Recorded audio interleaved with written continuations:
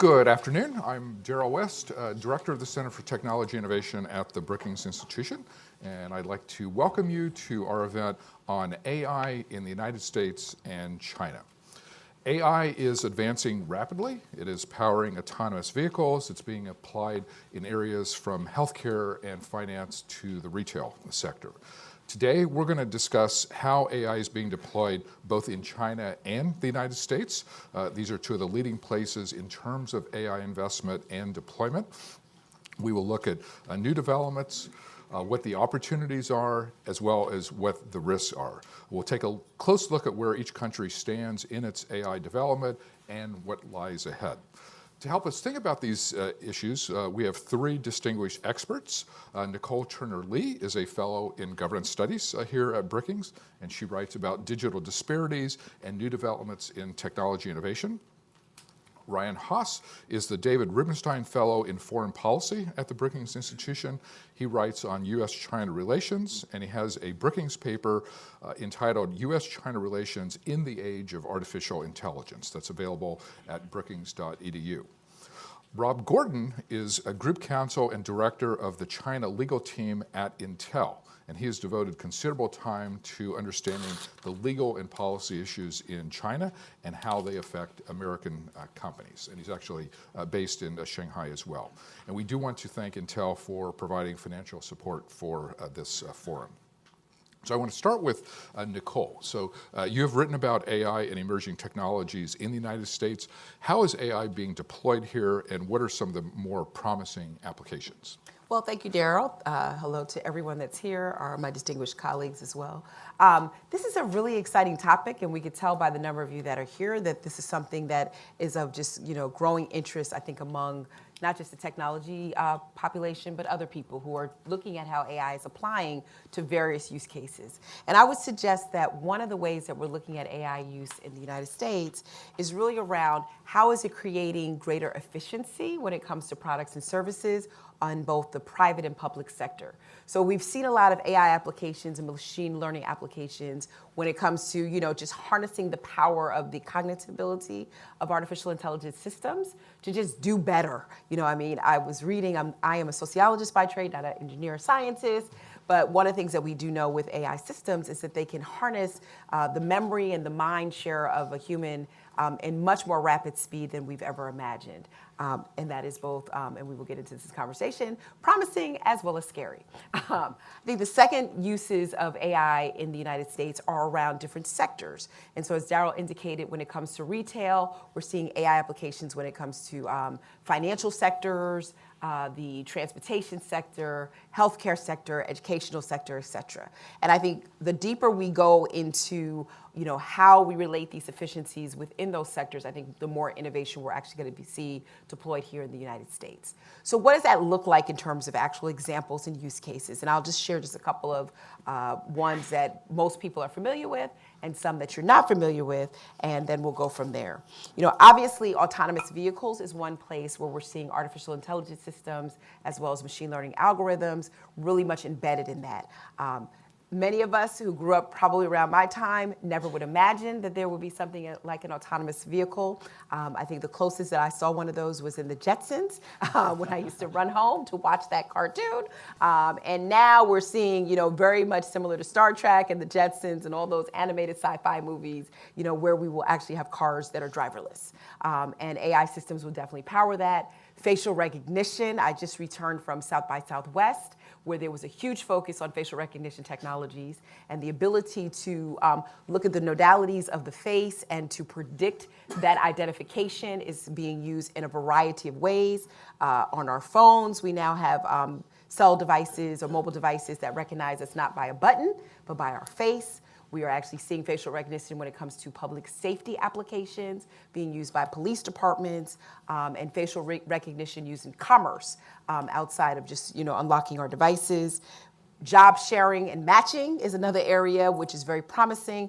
When you talk to human resource professionals who have to vet through thousands of applications to be able to identify the perfect candidate, or higher education institutions, AI and machine learning algorithms are essentially helping them to sift through those and make what they think are correct assumptions about candidates, potential candidates, which we will discuss a little later, because they're not always perfect. And I would also say in bailing sentencing, we're seeing huge AI applications. Some would again say promising, again, in the decision making that the AI enables judges to do. Somewhat problematic, which we can get into a little later, but it's actually helping to sift through the huge piles of folks that are defendants that are waiting to be sentenced or applied bail. I could go on and on and on, but I always say to people, when you think about artificial intelligence, the train has left the station here in the United States. It may not be as sci-fi and independent or remote than what we think. It's as simple as the positioning that comes up when it looks at Netflix videos. Those are using some level of artificial intelligence capability. It's as simple as the recommendations that show up when you access an e-commerce site. It's all being embedded, I think, in some of the very innocuous functions that we have as citizens, and it will become more in detail when we see those applications, Daryl, applied to healthcare. Where we're seeing AI systems make decisions around, surgical procedures, et cetera. So it's very interesting, and I want to just be really clear as I study this. There's this umbrella of artificial intelligence, and then under that are these different areas where we're seeing different types of applications, whether it's machine learning algorithms or other types of technological applications.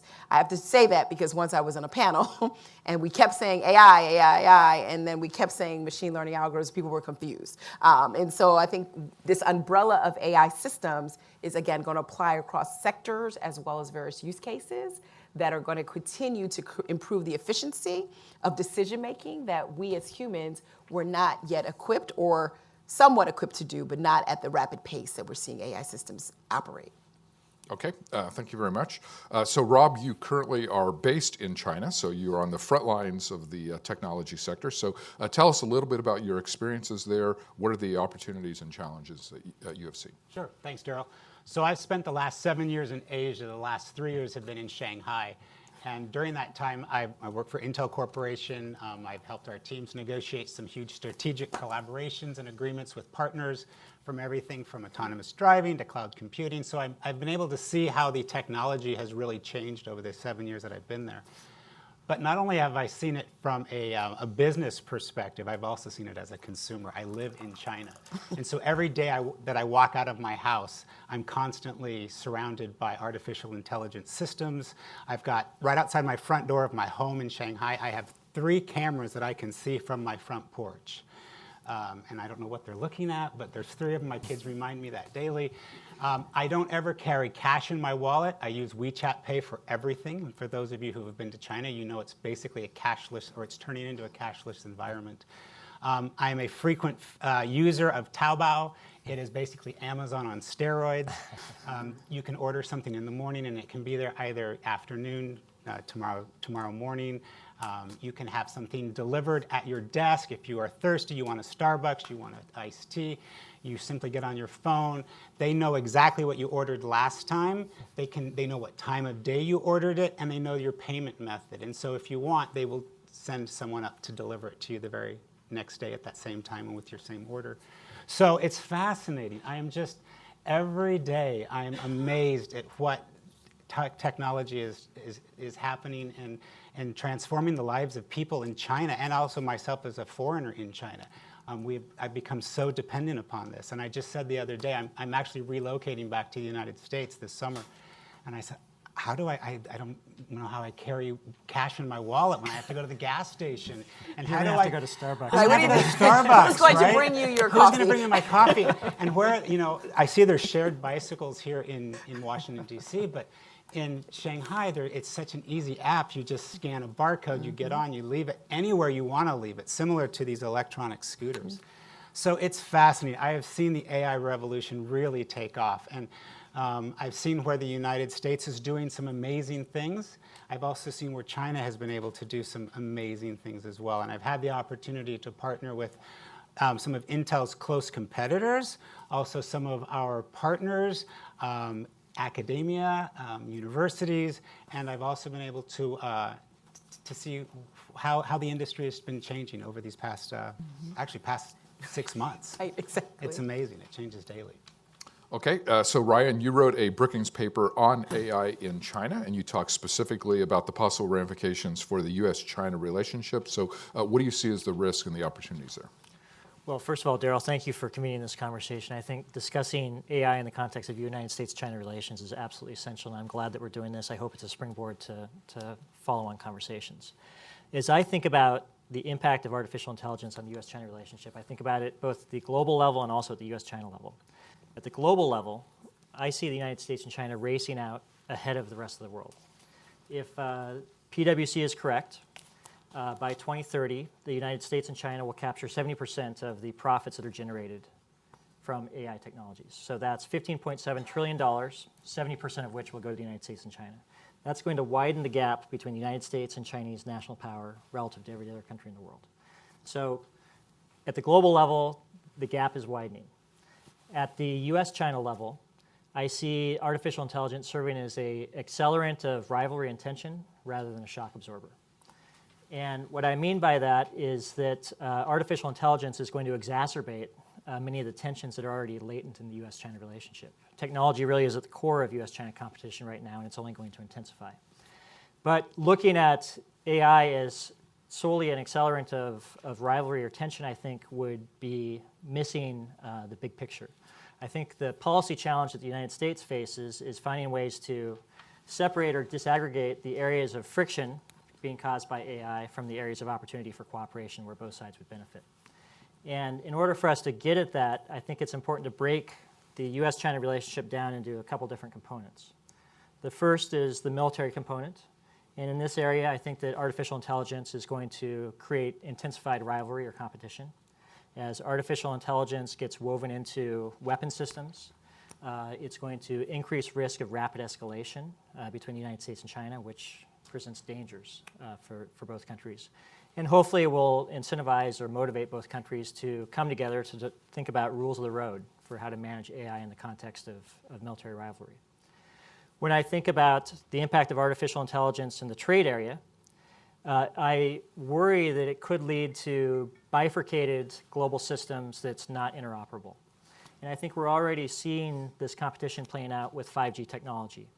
The countries that are willing to accept Huawei technologies versus those that aren't. And that could be just a leading indicator of a broader trend. When we think about the impact of artificial intelligence in the political sphere of the relationship, I think that there also is tremendous risk. If either country weaponizes artificial intelligence as a tool to interfere in the other country's political systems, it will create enormous challenges that will be very hard for the United States and China to manage as part of the relationship. So that's all the challenges. It sounds like a pretty tough story so far. I want to close with the potential opportunity, and this is in the social space. There are areas, and Nicole touched upon this briefly, like access to medicine, improving healthcare, improving access to education, where both the United States and China are navigating the frontier of technology together. And hopefully, we'll both be able to learn from each other and share best practices with each other so that we each find ways to improve the ability of artificial intelligence technologies to improve the lot of American and Chinese citizens. And on top of that, both societies are going to be navigating how to deal with all the impacts, all the disruptions that are caused by artificial intelligence. And again, I hope this is a space where both countries can learn from each other as they go forward. Okay, thank you. So, Nicole, you've written about the problem of biases in AI systems. So, what should we be concerned about here, and how should we deal with possible biases? So I think it's interesting, and all the things that all of us have spoken about so far, it does not say that there's not any type of bias or discriminatory effect that comes out of these systems. And we have a paper coming out of Brookings shortly on algorithmic bias detection and mitigation, because embedded in these systems, are not just computers programming themselves, but people programming these systems. And when people program systems, they come with a set of assumptions, whether implicit or unconscious bias, or explicit biases that actually manifest within the actual computation or procedure. In addition to that, people often use, or technologists may use data, which is flawed from the onset, right? The data may not have enough data points that can actually give a greater picture of what the application looks like, or skew out disparate treatment or impact on certain protected classes. Facial recognition is a really good example of that. Here in the U.S., facial recognition systems are widely deployed. Police districts are using them in massive numbers for public safety concerns, but they're not always right. Researchers around the country have suggested that, in the case of African Americans here in the U.S., that darker skin tones are not picked up, particularly on black women, or they're misidentified as black men. And so things like that have to change, which I think is interesting going back to the China comparison. I mean, in China, the China application of facial recognition technology has a 8 in 1,000 error rate, which I think is also very interesting as well. And you might ask yourself, well, why is that compared to the US? And it kind of goes back to what Ryan is talking about in terms of they're collecting data at several points and in several places. Rob mentioned that. So their data is so much more vast because their privacy protections are a little less stringent than other countries. So that's one factor for that as well. In addition to that, it could be said from a research and development perspective that the differences that exist within the United States are less easy to cast versus if you're in China, where there's a little bit more homogeneous characteristics in terms of facial qualities. I say that to say that we've got some competing interests when it comes to the deployment of that technology, particularly when we look at AI systems across the two countries, because those regulatory permissions or those legislative or national permissions allow for China to be a little faster in the development of certain technologies and deployment of those technologies as well, which is why you can have a cashierless store who recognizes you by face, right? And great accuracy, whereas if I were to go someplace, it may not be as accurate as possible, which is probably one of the reasons I never purchased one of those phones to identify my face. I changed my hair up often, and I was a little concerned that I would be recognized, right? Because the technology is not as great here. But those, again, as Ryan talked about, have implications, particularly if they're weaponized in some way, or even if that bias is used in a way that keeps persistent discrimination and inequality standards. So when we were in China recently, and I'll just close here, it's interesting that the Chinese don't look at that public interest implication when they roll out technology in a conversation that we had.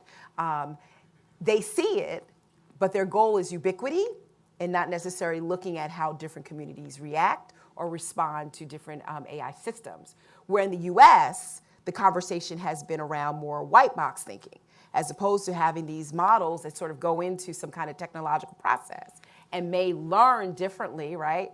We're concerned in terms of civil society and government, what are the potential outputs on community? Will they be denied a loan? Will their face, subject them to over surveillance? Will there be privacy concerns in the collection of that data? So it's been an interesting tension and an interesting rub that I think exists, Daryl, to your point, even when we look at the concept of bias across the two countries. Okay, Rob, so some American companies complain that they have to share intellectual property with local Chinese partners, and then they worry about how that is going to affect their businesses. How should companies handle issues like that? That's a great question. It's one of the topics in these current trade negotiations between the two countries right now, whether it's forced transfer of technology. In order to go over and do business in China, to be successful, there is some sort of sharing that has to take place. You can't go in as a wholly owned company and expect to operate business in China with the same benefits as a local Chinese entity. You have to safeguard your technology, but you also have to realize that this is the cost of doing business in China at some level. And you have to be able to decide, well, what are you willing to share? And what are you willing to allow your engineers to develop in country? We have found that what happens in China, at least with the multinational companies, is a lot of the local hires will come and they'll, what we call hop, right? They'll stay in our place for 2 years, they'll gather as much information as they can, they'll get a good name on their resume, then they'll go from an Intel to, I don't know, maybe a Lenovo, maybe they'll go into pharmaceutical. And with each of those changes, they are collecting intellectual property. They do sign non-disclosures, they sign employment agreements. How enforceable those are in China is another question. It's challenging, but I think as a company, when you go in and you're setting up these operations and these collaborations with local entities, you have to realize going in, eyes wide open, that this is a risk. And there's certainly a challenge that we face at Intel. Okay, Ryan, our colleague Bruce Jones has written that, quote, the era of U.S. China cooperation is drawing to a close.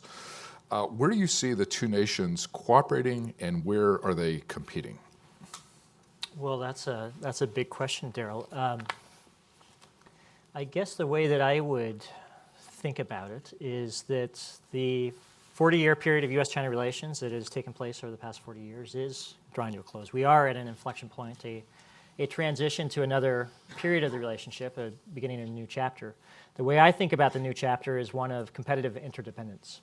This idea that the United States and China fundamentally are competitive, but the competition needs to occur within a recognition of the fact that both countries also are interdependent on the other. In other words, there should be guardrails around competition because if it were to veer out of control, it would do self-harm to both countries. And that's the first thought to respond to your question, that we need to come up with a new concept for where the relationship is and where it's going. The second thought is we need to have a little bit more clarity about what it is that we seek to achieve and what it is that we seek to avoid with China. And I would just offer a few quick ideas that I welcome everyone's reaction to. The first is I think we need to be clear about the need to try to deter China from eroding the credibility of our alliance commitments. We also need to try to be clear about deterring China from seeking to establish a hegemonic sphere of influence in Asia that is exclusive and exclusive of us. At the same time, we need to work to continue to outpace China in terms of technology and innovation. And on top of that, the fourth point, we need to try to encourage China to take on a greater share of burden commensurate with its rising national power for dealing with global challenges that we alone are unable to address. Things like climate change, nuclear nonproliferation, pandemic disease prevention. These are global public goods, not just American issues. And China is a leading global power. We should welcome them to sit alongside us in addressing them. Okay, so Nicole, in your opening remark, you mentioned facial recognition software, and there's concern that China is using AI combined with video cameras and facial recognition to build a surveillance state. So should the U.S. strengthen its export controls to countries that use technologies in that manner? Yeah, I think that's the big question that we're having in the U.S. when it comes to these ethical uses of AI, and particularly in the United States, surveillance is one big area. Surveillance is not new. I want to continue to tell that to people. This is not an issue that just came up because of AI. We've had a history of surveillance in this country for years, beginning with militant movements that actually happened over various political resistance. It just so happens that in this country, we also have a constitutional binder that says what can and cannot happen and what's appropriate. So I think, Daryl, to your point, I think because the networks in China are larger, more denser, there's more data collected on individuals, many more places where you see cameras, like Rob said, looking out of his own apartment. That collection and the surveillance use of that data in China is, appropriate for that context, but troubling for us. Here in the United States. And I think that's something that we as a country have to continue to grapple with. And it goes back to, I think, what we've sort of been saying on this panel, these good and bad use cases of AI. In the United States, do you want heavy surveillance to pick up a criminal who has just recently robbed a bank? Of course. Do you want it to be you? Mistakenly? Of course not, right? And so we have these challenges on whether or not, that is an ethical use of AI in ways that actually benefit the public good, which is what we, focus a lot of any kind of technology deployment here in the United States. That's basically the framework that we regulate and legislate. It's no secret that that's really at the core of why we do the things that we do here in the U.S. So I would say to your question, it's troubling, and I think it's going to be a conversation that we're going to continue to have. Interestingly enough, the technology that China is using and deploying is fantastic. And there's much that we can learn from actually how they're doing this, because obviously in the tests that we have around facial recognition, we're not at 100% accuracy when it comes to deployment of that technology. And that continues to come out over and over again. And they say that by 2020, they want to have 450 million surveillance systems in place. And it's not just facial recognition, because a lot of the locals were, starting to wear the hoodies, starting to wear the face masks, so they wouldn't be facially recognized. So now they've got technology, and you may have read about this, where they can actually identify you based on your walk, your gait, right? So now what are you going to have to do? Hop or skip or do something different so they don't identify it? And I know there's a city, I forget the city in southern China, where for jaywalking, they will publicly shame you. They will put your photos up in the local county offices and say, well, so-and-so jaywalked on this day. And so it's like, wow, okay, I'll try not to jaywalk next time to avoid my picture being in the post office. Right? But Americans are doing the same thing via Facebook. Yeah, so. yeah, exactly. It's very similar. Yeah, we are all the shaming, time. public shaming via social media. Yes. So, Rob, that's fits with my next question for you. So, last year was the 50th anniversary of the 1968 movie 2001: A Space Odyssey, that features a supercomputer HAL that goes rogue and murders someone. And I apologize for revealing the ending there. But how should we think about the ethical aspects of AI? What limits, if any, should we impose in order to protect fundamental human values? Wow, it was also the 50th anniversary of Intel. And wait a minute, and I wasn't born then. I just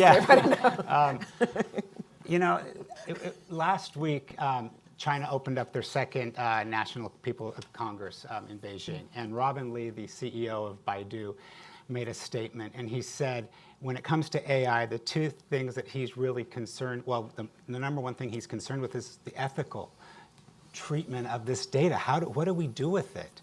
And so much in China, and even here in the United States, is not open. It's not open data. And that's what we want, that open data. The government in China controls so much of it, and they collect it through those 450 million surveillance cameras that they're going to have in place. They control that data. They have access to it. What are they doing? Are they sharing it? You even look at some of the larger corporations, maybe they're state-owned enterprises, and they're getting that data. How, if I'm an end user, who are they sharing that with? I go into a bank to get a loan and they say, well, no, you can't because you missed a payment when you bought something on Taobao, and now Alibaba shared that data, with Ant Financial.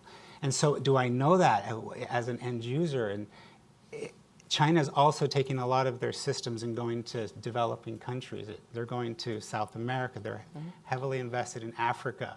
And they're putting these systems in these countries where I'm not sure that people know what they're giving up when they get, see all the cameras on the streets. And what are they agreeing to? So these are, I don't have the answers, but these are certainly concerns that at Intel we're very focused on, we're concerned about, I think the tech industry is focused on.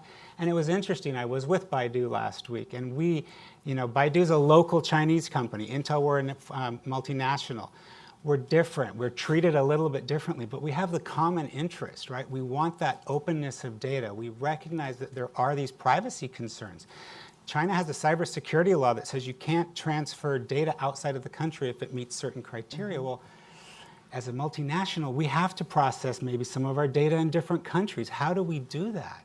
So there are concerns. I think a lot of us that are doing business in China, we're talking, and fortunately the regulators in China and those that are making the laws, they have open ears. They really are listening. They really understand our concerns. And so I think that's the encouraging part, is that they're willing to listen to us. Right. And Darryl, can I just jump in there too? I think the ethical question is something that, again, a lot of people have become very engaged in, because it kind of goes back to what Ryan was talking about, right? There's the national security weaponization of your information that can be used in ways that shut down your energy systems or your financial systems. But then there's this individual weaponization, right? Where you as an individual, because of your loss of privacy or data, you're not sure where you're being surveilled, or you're not sure, why you did not receive that individual or personalized loan, or you're being denied credit for other things or denied health care. And so I think those are, again, use cases when it comes to cooperation. And I think this is another area where there's been some discussion from a global governance perspective. Where are these use cases that we need to be very careful of deploying AI systems as the only answer without any type of human moderation or any type of global governance structure around those kind of conversations? Because if not, it becomes a free-for-all, and it becomes this race to the top, and it basically subjects people, citizens, to not only the good but the bad, and that's where I think it becomes really challenging. So Ryan, at the previous Party Congress, not the one last week, but the one before that, China announced its plan to spend $150 billion on AI over the next decade and become the global leader by 2030. So how big of a problem is this for the United States, and how should the United States think about responding to that? Well, it's clear that the United States and China have different models for addressing this issue of artificial intelligence. The Chinese model is a state-driven, centralized model where they're trying to drive forward progress as quickly as possible. They've established these benchmarks that they're trying to hit. By 2025, which is 6 years from now, China wants to be making major breakthroughs on artificial intelligence, and by 2030, they want to be a world leader in artificial intelligence. They also want to try to reduce their reliance upon external inputs to fuel their technology innovation. And so they've put together an ambitious agenda. I read recently that the city of Tianjin is going to outspend the European Union in terms of AI research and development over the next several years.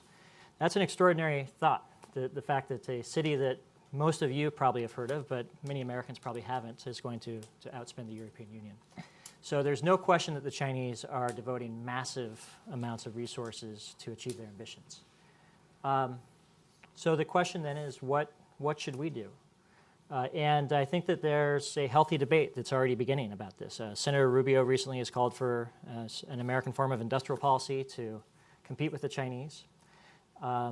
Others are a little more wary of the idea of trying to out-Chinese the Chinese on these issues and think that we should have a little more confidence in ourselves and in the fact that companies like Microsoft were founded in garages. Google was founded by a couple of grad students.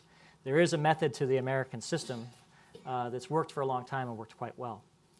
But I would just offer a couple of ideas. The first is we need to remember our strengths. We have comparative advantages in our ability to attract the best talent from around the world to come want to work and live here. We have the ability to allocate capital much more efficiently than the Chinese do. We have the world's premier education systems. We have a disproportionate percentage of the world's superstars in artificial intelligence. We have strengths in this competition that we shouldn't lose sight of. We also need to remember that the Chinese aren't 10 feet tall. They can't see around mountains. They can't predict the future. And there is a risk that the massive amounts of money that are flowing into AI research and development will lead to bubbles. We've seen this before with other Chinese industrial programs. Misallocation of capital is another problem. Having the party interfere in business decisions is a challenge that they have. And the Chinese also have risk of being cut out from global supply chains, ICT supply chains. And so I would just offer that it's not a foregone conclusion that the Chinese are going to prevail on each of their ambitions and that we are going to stumble. I think that the story is far from finished. I think we're closer to the start than the finish of the story, actually. And I think that we can also look at two models, and this is where I'll stop. The Chinese devoted massive amounts of energy to becoming a world leader in rail technology, and they succeeded. They have done incredible things with rail technology. They also invested massive amounts of money to become a world leader in commercial aviation, in aircraft, and they have not succeeded. And so let's just have a little bit of modesty about our ability to anticipate where this is all going to go. Okay, one question for the panelists, and then we'll turn to questions from the audience. What lies ahead for AI in each country? Like if we're looking out 5 to 10 years, what do you think the AI environment is going to look like? The United States and China. Nicole? So I actually think, based on how I started my remarks, that we're actually going to see an AI system in the United States that is going to be somewhat still segmented and disparate, right? It's going to be very sectoral driven, in my opinion. I don't think that we will see in the United States the integration of AI as we've seen it in China. I think China will continue to lead with that, the fact that WeChat and other systems are sort of interconnected, and the Chinese have created what I consider to be more of an ecology of AI versus what we've seen in the United States. And I think that has a lot to do with the ethical considerations of how the U.S. is looking at the deployment of these systems. So I would say that that's going to happen. I think in the U.S., one other thing I would say, just to echo Ryan's point, that the U.S. will continue. We've seen this with the recent Trump legislation that came out around AI policy, is that the United States will continue to invest. And we'll see a lot more talent development and university strength when it comes to AI systems and just R&D. I think we're going to invest more money in R&D in the United States, more than we've ever before in computer science or engineering projects. I think China will continue to do so, but I do agree that what's going forward is the economic vulnerability of the Chinese economy, and the government will actually be what will either grow or doom the growth of AI systems. Okay. Rob, your thoughts? So I think China is going to continue to push towards indigenous technology in all sectors. That's not going to change. I do think that they are going to start realizing that they do need to loosen some of their current restrictions, whether it's data privacy, cybersecurity. I think we might see some changes there. They're already looking at changes in the foreign direct investment legislation. I do also think that you're going to see a more of a monopolistic view in China. You're not going to see all these competitors. We're seeing it today. You know, the Didi car shared services is acquiring Uber, and all these smaller competitors, they're going away, whether it's for shared bicycles, food delivery, online payments. There's many companies that have tried, but Alipay and WeChat are still the dominant players, and there's really, at this point, there's no room for additional competition. So I think you're going to see that, and I think you're going to continue to see subsidies. I think you're going to see the government continue to put money behind these, and it's going to make it difficult for foreign companies to enter these markets. I don't see that changing, and I do see China continuing with this mentality that this is a race that they have to win. Mm-hmm. They followed every other race in the past, right, but this is the one where they believe they're ahead and they can actually win. Ryan, your thoughts on the future? Well, I think that Nicole and Rob have already covered the ground very well, so I will just supplement it with 3 places to watch in terms of the U.S. context. And Daryl, I'd love to hear your thoughts if you're willing to share them on this. But yeah, the first is whether or not we can prioritize STEM training as a core component of our educational system, because this is the pipeline for the future of engineers in AI technology. The second is whether or not we'll be able to improve our immigration system to be able to continue to attract the best and brightest minds and make it easier for them to come to the United States and plug into our ecosystem. And then the third area to watch, I think, will be whether or not the United States will be able to rebuild the triangle of innovation between the government, labs, and the private sector. Those ties in that triangle have frayed in recent years, I think to the detriment of U.S. economic competitiveness. And it'll be important for us to watch whether or not we can rebuild those ties. Okay, since you asked me to answer, I will take that challenge. So last year I published a book called The Future of Work, Robots, AI, and Automation. And in the book, I argued that I think people are going to be genuinely shocked how quickly the AI revolution unfolds. Because when I talk with people, for example, about autonomous vehicles, I still hear people thinking that's going to happen 5 and 10 years down the road. It's going to happen much sooner than that. I mean, even in DC, Ford is now going to bring cars in for pilot testing. I'm looking forward to seeing how those cars perform on the DC traffic circles. That could be a challenge for AI systems. But I think the biggest uncertainty going forward in terms of how AI will play out will be the policy environment. Because for most of the last 30 years, in regard to virtually every aspect of technology, America has had a libertarian policy where we basically have delegated innovation to private companies. We let them develop the products, what products they want, when they want to deploy them, with very few restrictions. Now we are seeing a growing techlash, kind of a backlash against technology. There's starting to be some policy changes that are interventionists, that are not libertarian in nature. The state of California has already enacted a very strong privacy law. The city of Oakland has banned the use of facial recognition software. You can kind of go technology by technology, and at the local level, at the state level, and possibly at the federal level, there could be changes. So what AI will look like 5 years from now or even 10 years from now, I think the big variable is going to be public policy, but it's uncertain where we're going to end up on that continuum from kind of a libertarian stance versus a more interventionist stance. On that note, why don't we take some questions from the audience? Right here, there's a question. There's a microphone coming up. And if you can give us your name and your organization. Hi, Chris McRae, Norman McRae Foundation. Actually, if you can speak a little more into the microphone. Yeah, There, that's better.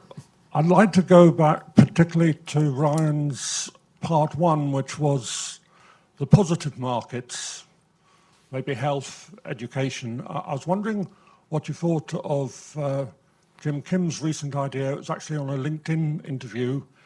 He said maybe you could put three groups together. So if you have America and China off in this race, you actually have his five countries which are ahead on human capital, which happen to be, if I got it right, Japan, Korea, Singapore, Norway, Hong Kong, if that's...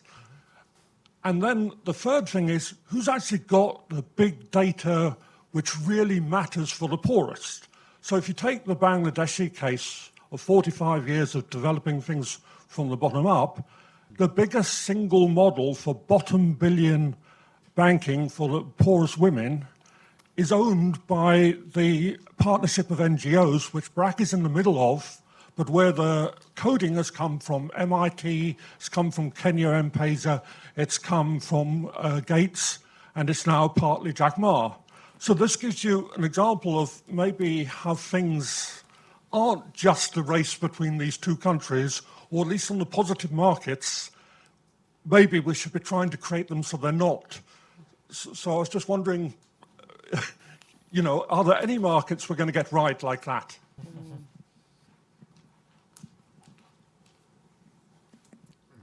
Let's take that one. I think you stumped the panel on that question. Chris, I will offer a quick thought, which is that I hope you're right.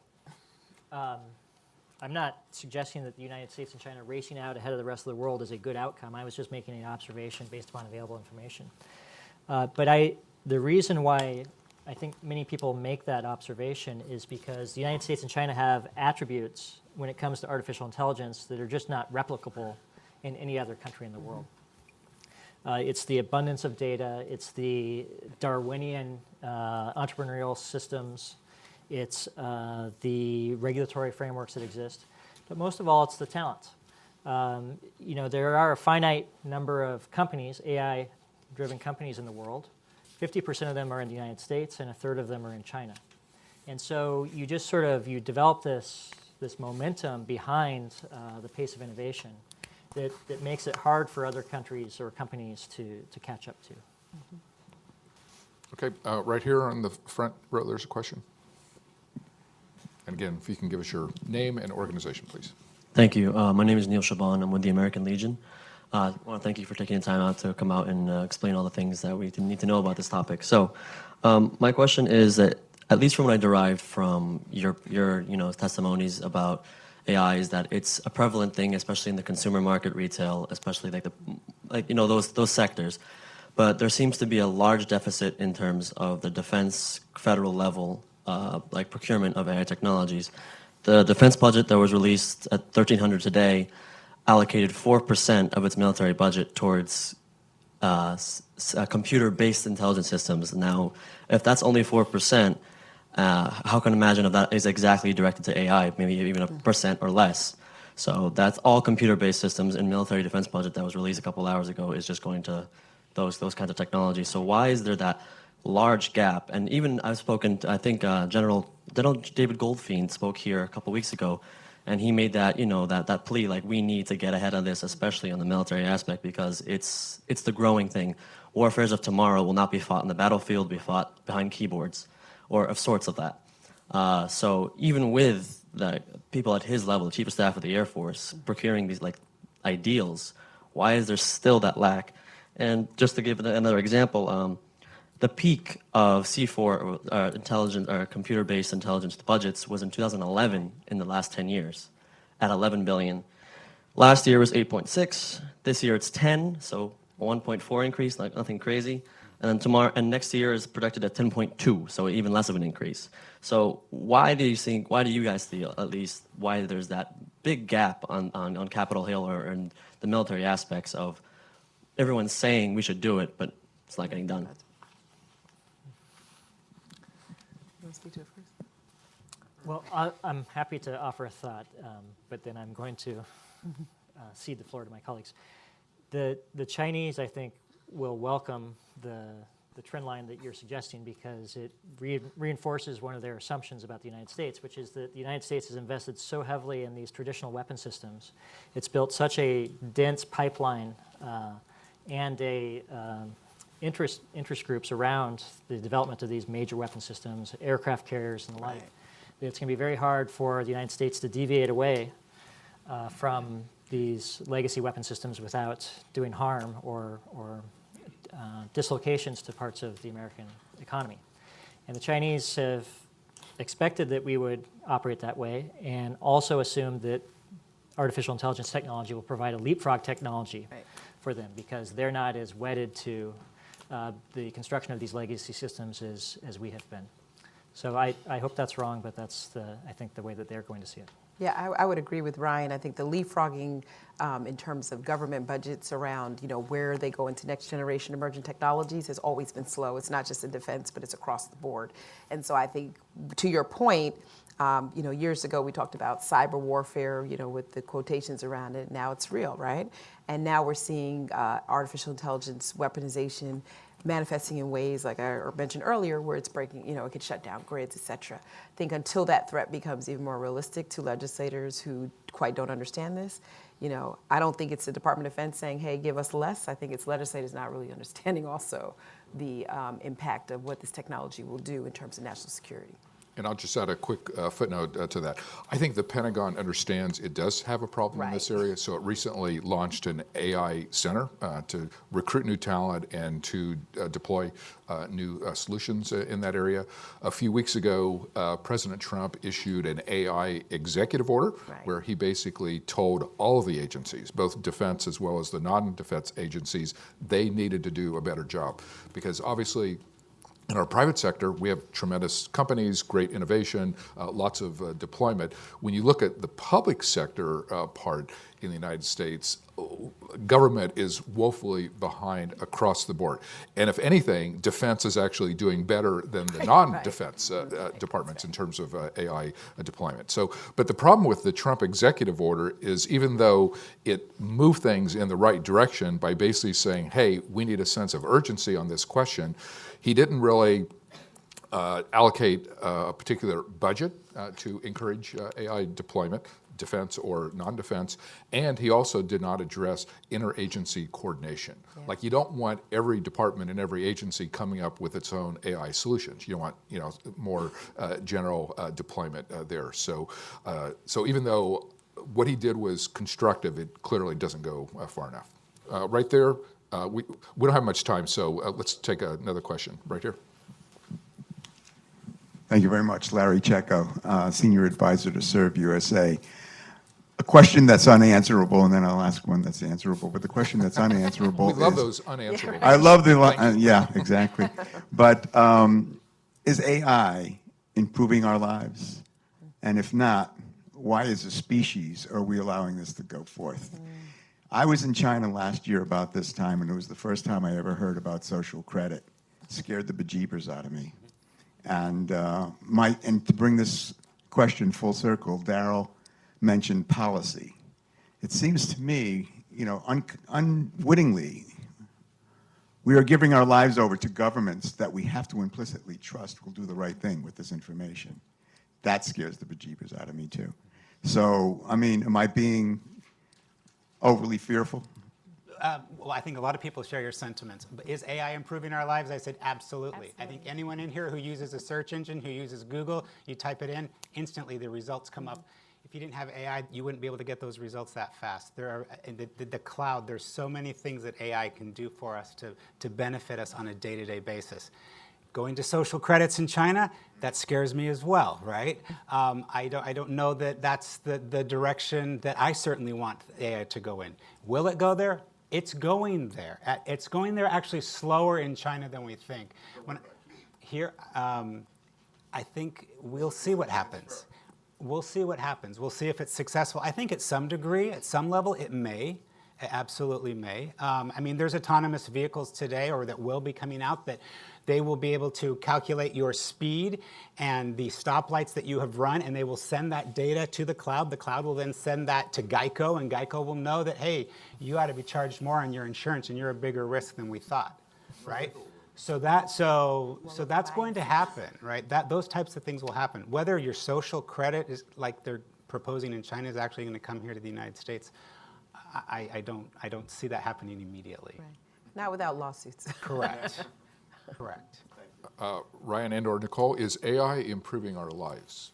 Yeah, I think You're so. right. That is the question. No, I think so. I think that there are certain, to your point, I think AI generally is improving our lives.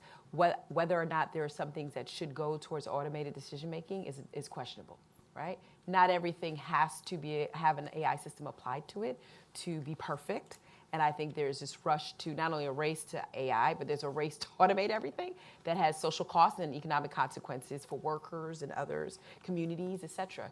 You know, an insurance company deciding to use AI to manage claims in a small town in the United States doesn't mean that, you know, they're going to be profitable because they can manage quicker. It means that there's going to be a whole lot of people in that small town where they've been the dependent employer that will be unemployed. And so, again, I think it's really a matter of what's the objective of the AI, what's the problem that we're trying to solve, what's the use case, and then, you know, looping in some type of consumer feedback or user feedback to actually see if it's actually working. I think those kind of systems are actually going to drive a lot of the ethical cases and the conversations around the ethical use and fairness of those systems. I think The lack of our participation Yeah. in this is happening to us. We have no say in Right. this. Well, yeah. I would answer your question in a slightly different way, and I would also put it in a bit more of a historical context. So this morning we had a book event. Tom Wheeler, a visiting scholar in governance studies, has a new book out entitled From Gutenberg to Google. And so he's kind of looking at the 500 plus year history of technology innovation. And what he points out in his book is technology is always disruptive. So when you ask, is it improving our lives? Like every technology improves our lives and imposes threats, problems, challenges, and difficulties at exactly the same point in time. What we have done with past technology innovation is we try and maximize the good features, and then we use policy, laws, regulations, self-regulation, and now we call it crowdsourcing, public constraints, as a way to mitigate the downside. And Tom argues that we're going to be moving in that direction with digital technology as well. And so, you know, it's always going to be a mixed bag because most technologies are dual use in nature. Like even something like facial recognition can be used for mass surveillance. It also can be used to find missing children. That's right. And so how do you get the good side without getting the bad side? That then becomes the role of public policy, to try and regulate the things that we know are going to be bad applications. On the aisle right there, I think we have time just for one more question, right back there. Coming back to Kalpesh Patel, I'm just an average Joe citizen, not affiliated. Coming back to the question, China versus US. So does China apply different standards for human safety when they're deploying artificial intelligence? And if they do, does that give them competitive advantage to you know, against US? And if it does, what can we do to level it? Okay, thank you for that question. Panelists? So just to paraphrase, I want to make sure I understand the question. Can you repeat the question one more time? It's kind of, does China apply different standards when it comes to human safety when it's thinking about AI and new forms of technology? And does it give advantage? Yeah.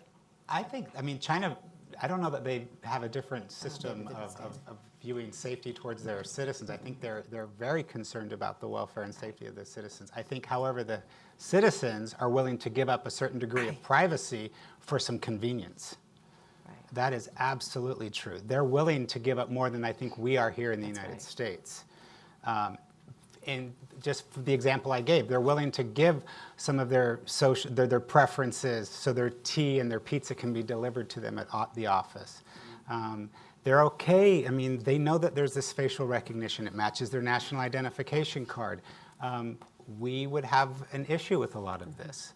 But I don't think that China has a different standard than we do as far as the general safety and welfare of their people. Yeah, no, I would actually, on that, I would say no. I mean, the type of research and development that goes into Chinese technology, particularly in this area, is, you know, spectacular and being very specific around any type of consequence to that. I think that's where, and I think it was already mentioned, where the U.S. and China will learn from each other when it comes to these technologies and what are the, you know, safety concerns. But I completely agree. We give up less here.